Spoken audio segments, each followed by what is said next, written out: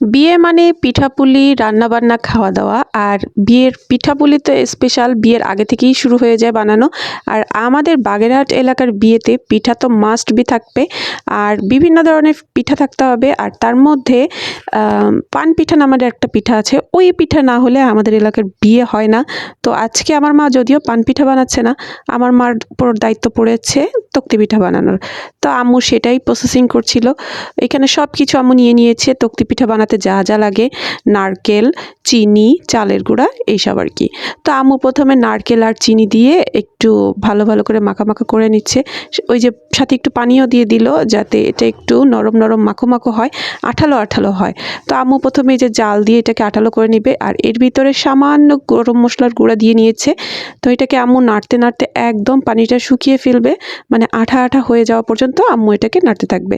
তো এখানে বিভিন্ন ধরনের পিঠার ছাঁচ আমরা রেডি করে রাখছি।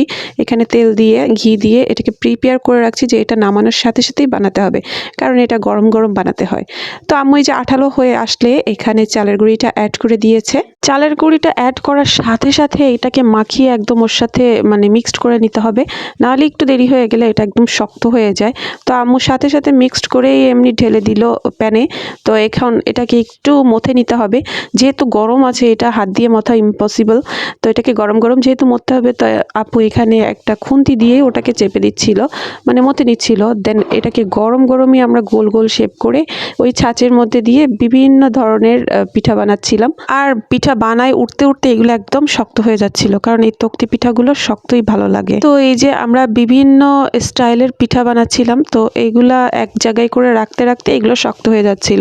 এক পাশে আমরা পিঠা বানাচ্ছিলাম আর এক পাশে আম্মু আবারও আরেক খোলা দিয়ে দিল, এগুলো গরম গরম বানাতে হবে। আর এক পাশে আমরা এগুলো বানাচ্ছিলাম।